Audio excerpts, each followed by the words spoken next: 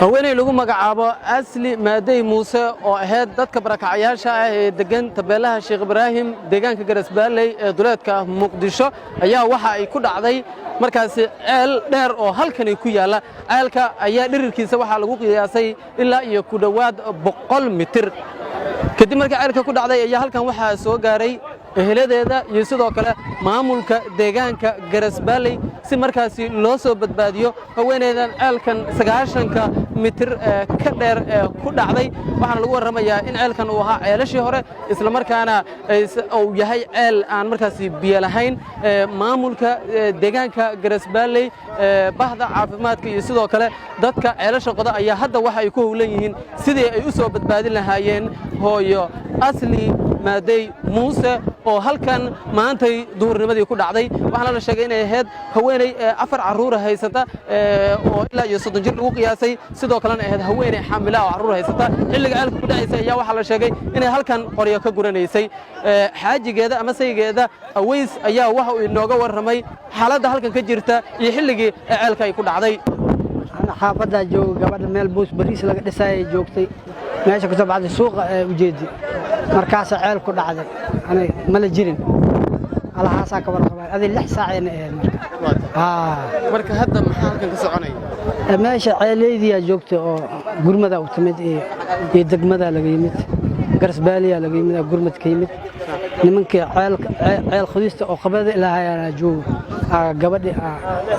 ku jiraan hoosha hayaan inta ceelkan intee waaye ayaa leeyahay ma erka ma dhawa dawladda siyaad bar inuu ahaa marka gabadhu ma caruur afar caruur saddex oo gabar iyo hal wiil haddana xaamil waay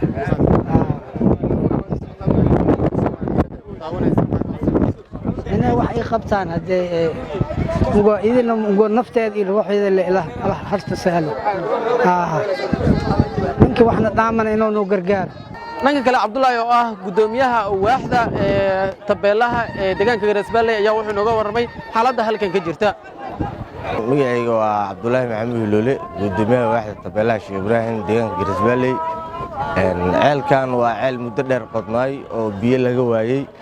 halkan goof ay ahayd markii hore haddana meeshan dhismo hormuud oo leeyahay oo bacweynaha ku yilay gabadha ceelka ku dhacday waxay kamid tahay dadka barakacayaasha ah oo meeshan degan kulli jaabeys iyo qori ay dab ku shidatay meesha ka soo doonatay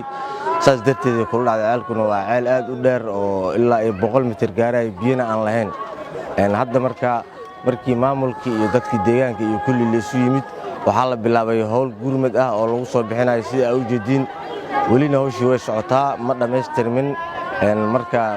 wixii natiijo waxaan soo gudbi doonaa markii aan hawsha gurmadka soo dhameystirno waada gudoomiye agabka aad haysataan marka loo fiiriyo ma ku filan yihiin in agabkaas gabadhan u soo badbaado horta uma leen maayo macnaha badbaado horta inay nooshahay ma aaminsani maxaa dhaca ceelka waa ceel dhisan oo dhagax ah oo 100 mitir ah laakiin waa agabkana kulli waa agabkii ceelasha lagu qodi jiray ma aha wax casri ah oo si degdeg wax loogu soo badbaadi karo laakiin waxaan isku dayaynaa in meedkeedii qofkaas uu la helo oo si macnaha dadkeedii u aastaan ay u sabraan waa tahay bal marka adigu maxaad soo jeedinaysaa maadaama hadda badbaadintii ay socoto bulshada ku daawanaysa maxaad leedahay kulli waxaan leeyahay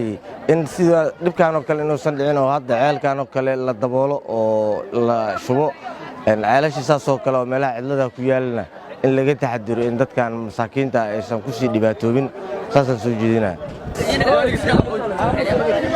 Abdikariim cali aadan deegaanka Garasbaaley duleedka Muqdisho